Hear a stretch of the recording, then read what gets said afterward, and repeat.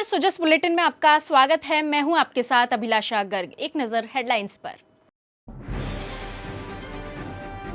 मुख्यमंत्री ने राजराजेश्वरी मंदिर में सपत्नीक भगवान नीलकंठ के पूर्ण विधि विधान से किए दर्शन पूजन। प्रदेश की सुख समृद्धि एवं खुशहाली के लिए की कामना।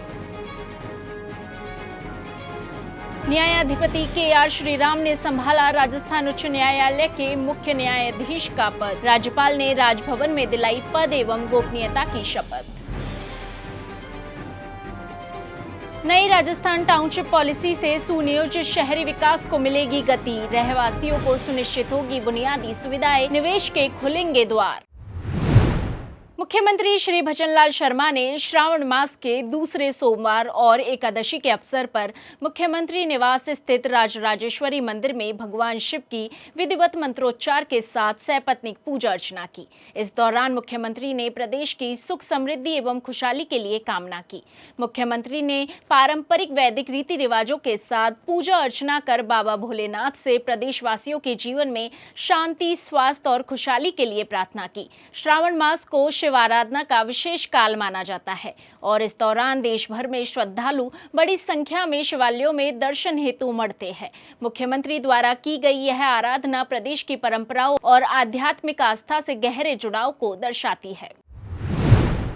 राजस्थान उच्च न्यायालय के नए मुख्य न्यायाधीश श्री श्रीराम कल्पाती राजेंद्रन ने पद एवं गोपनीयता की शपथ ग्रहण की। राज्यपाल श्री हरिभाऊ बागड़े ने राजभवन में आयोजित गरिमामय समारोह में श्रीराम को शपथ दिलाई। शपथ ग्रहण समारोह का आयोजन आज राजभवन में किया गया, जिसमें राज्य सरकार के वरिष्ठ अधिकारी, उच्च न्यायालय के न्यायाधीश, प्रशासनिक अधिकारी और गणमान्य नागरिक उपस्थित रहे।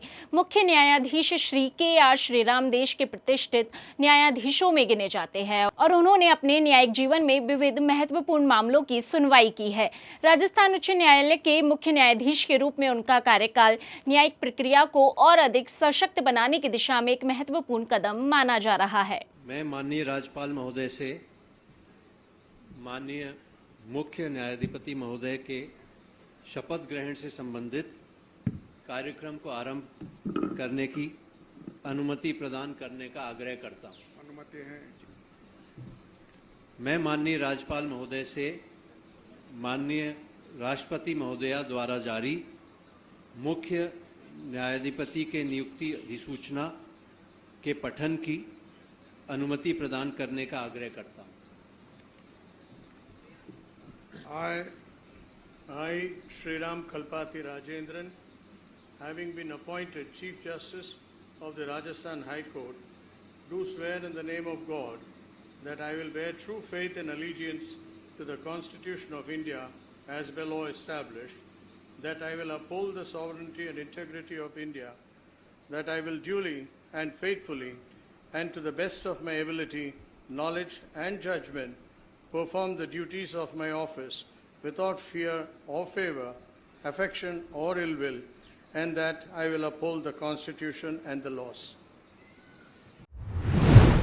इससे पहले राज्यपाल श्री हरिभाऊ बागड़े से राजभवन में न्यायाधिपति श्री श्रीराम कल्पाती राजेंद्रन ने मुलाकात की। राजस्थान उच्च न्यायालय में मुख्य न्यायाधिपति के रूप में शपथ ग्रहण से पूर्व उनकी राज्यपाल श्री बागड़े से यह शिष्टाचार भेंट थी। मुख्यमंत्री श्री भजनलाल शर्मा की अध्यक्षता में आयोजित मंत्रिमंडल बैठक ने नई राजस्थान टाउनशिप पॉलिसी का अनुमोदन किया है, जिससे राजस्थान सुनियोजित नगरीय विकास के क्षेत्र में अग्रणी राज्य बन सकेगा। राजस्थान टाउनशिप पॉलिसी 2024 के प्रावधान ऐसी योजनाओं के निर्माण का मार्ग प्रशस्त करते हैं जिनमें रहवासियों को बेहतर जीवन स्तर मिल सके, जिसमें सुबह की सैर के लिए पार्क भी हो और वर्षा तथा अपशिष्ट जल पुनर्चक्रण की व्यवस्था भी हो। नीति के अंतर्गत सभी योजनाओं में हरित क्षेत्र की अनिवार्यता रखी गई है। सभी क्षेत्रफल की आवासीय योजनाओं में एकरूपता के दृष्टिगत 7% पार्क, खेल मैदान और 8% सुविधा क्षेत्र का प्रावधान किया गया है। जरूरतमंद को आवास जैसी बुनियादी सुविधा का लाभ सुनिश्चित हो, इस ध्येय को भी नीति का महत्वपूर्ण हिस्सा बनाया गया है। नीति के अंतर्गत सभी योजनाओं में ईडब्ल्यूएस एलआईजी हेतु आरक्षित भूखंडों का आवंटन स्थानीय निकाय के माध्यम से किए जाने का प्रावधान रखा गया है। नई टाउनशिप पॉलिसी लंबवत विकास को को बढ़ावा देती है। इससे कम क्षेत्र में भी अधिक आवासों का निर्माण हो सकेगा और अधिक से अधिक लोग निवास कर सकेंगे। नीति में बड़े सेक्टर रोड के निर्माण के लिए भी विशेष प्रावधान किए गए हैं। इसके अंतर्गत राज्य के सभी नगरीय क्षेत्रों में सेक्टर सड़कों के निर्माण एवं उनके सहारे व्यावसायिक पट्टी के विकास के लिए जयपुर विकास प्राधिकरण की सेक्टर कॉमर्शियल पॉलिसी की तर्ज पर आपसी सहमति से भूमि अवाप्ति की कार्रवाई की जा सकेगी। साथ ही यह नीति सौर और पवन ऊर्जा संयंत्रों की स्थापना को भी प्रोत्साहित करती है। मुख्यमंत्री श्री भजनलाल शर्मा के नेतृत्व में राज्य सरकार द्वारा युवाओं को सरकारी क्षेत्र में रोजगार देने के लिए 26,000 से अधिक पदों पर भर्तियों के विज्ञापन जारी किए गए हैं।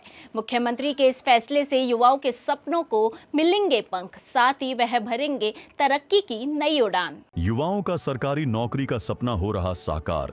मुख्यमंत्री श्री भजनलाल शर्मा का कुशल नेतृत्व युवाओं को सरकारी नौकरी के लिए बेहतर अवसर प्रदान कर रही राज्य सरकार सरकारी क्षेत्र में विभिन्न विभागों में रिक्त पदों पर राजस्थान लोक सेवा आयोग, राजस्थान कर्मचारी चयन बोर्ड एवं अन्य विभागों के माध्यम से 26,000 से अधिक पदों पर भर्ती के लिए विज्ञापन जारी किया गया है, जिनमें वरिष्ठ अध्यापक के 6,500 पद, प्राध्यापक एवं कोच के 3,225 पद, प्राथमिक अध्यापक सीधी भर्ती लेवल प्रथम के 5,636 पद, उच्च प्राथमिक अध्यापक लेवल द्वितीय के 2,123 पद, कृषि पर्यवेक्षक के 1,100 पद एवं सहायक कृषि अभियंता के 281 पद, उप निरीक्षक प्लाटून कमांडर के 1,015 पद, पशु चिकित्सा अधिकारी के 1,100 पद, संविदा आयुष अधिकारी के 1,535 पद,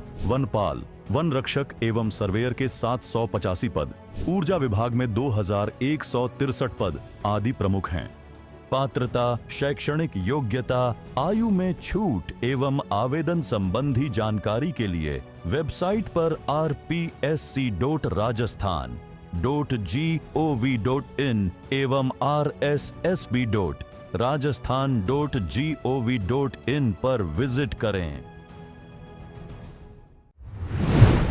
मुख्यमंत्री श्री भजनलाल शर्मा ने प्रदेश के कई जिलों में भारी बारिश के कारण उत्पन्न परिस्थितियों, विशेष रूप से शहरी क्षेत्रों में जलभराव और नदियों तथा बांधों के जलस्तर में हुई वृद्धि के संबंध में रविवार को मुख्यमंत्री निवास पर उच्च स्तरीय समीक्षा की। उन्होंने प्रशासन को नागरिकों की सुरक्षा को सर्वोच्च प्राथमिकता देते हुए प्रभावित क्षेत्रों में सतर्कता और संवेदनशीलता के साथ बचाव और राहत कार्यों के लिए निर्देशित किया। श्री शर्मा ने कहा कि बारिश से उत्पन्न स्थितियों के मद्देनजर अधिकारी अलर्ट मोड पर कार्य करते हुए त्वरित कार्रवाई करें। उन्होंने प्रत्येक जिले में कंट्रोल रूम को प्रभावी रूप से संचालित करते हुए हेल्पलाइन नंबर का व्यापक प्रचार प्रसार करने के लिए भी निर्देशित किया। श्री शर्मा ने जिला कलेक्टरों को निर्देश दिए कि बाढ़ग्रस्त मार्गों, पुलों और नदी नालों जैसे स्थानों पर चेतावनी संबंधी बोर्ड लगाए जाए तथा आपदा प्रबंधन हेतु जिला प्रशासन द्वारा किए जा रहे राहत व बचाव कार्यों संबंधी जानकारी आम जन तक पहुंचाए। साथ ही विद्यार्थियों की सुरक्षा हेतु आवश्यकता अनुसार निर्णय लिए जाए। इस दौरान उन्होंने प्रदेशवासियों से अपील की कि अतिवृष्टि की स्थिति में विशेष सावधानी बरतें। भारी बारिश, आकाशीय बिजली और अन्य प्राकृतिक आपदाओं से बचाव के लिए भी पूरी तरह सतर्क रहे। बाढ़ग्रस्त मार्गों, पुलों और नदी नालों को पार करने से बचे। श्री शर्मा ने निर्देश दिए कि सभी जिलों से जर्जर इमारतों, पानी के भराव वाले स्थानों तथा टूटी सड़कों व नदी नालों संबंधी विधानसभावार रिपोर्ट तैयार की जाए। उन्होंने कहा कि वर्षा जनित दुर्घटना में मृतकों और घायलों के लिए सहायता राशि संवेदनशीलता के साथ शीघ्र ही उपलब्ध करवाई जाए।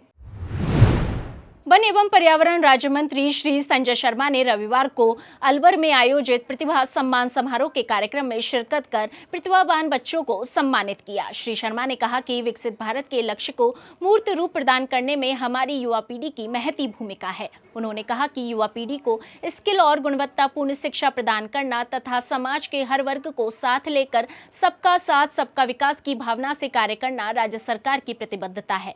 उन्होंने कहा कि समाज की ओर से प्रतिभावान बच्चों को सम्मानित करना प्रेरणादायक है। इससे बालक बालिकाओं का उत्साह वर्धन होता है। उन्होंने कहा कि पर्यावरण संरक्षण की दिशा में राज्य सरकार द्वारा हरियालो राजस्थान अभियान के तहत प्रदेश में विगत वर्ष में 7 करोड़ 35 लाख पौधे लगाए गए थे और इस वर्ष 10 करोड़ पौधे लगाने का लक्ष्य रखा गया है। इस लक्ष्य को आमजन की सहभागिता से पूरा किया जाएगा। सुजस बुलेटिन में आज के लिए इतना ही। फिर होगी आपसे मुलाकात, तब तक के लिए नमस्कार।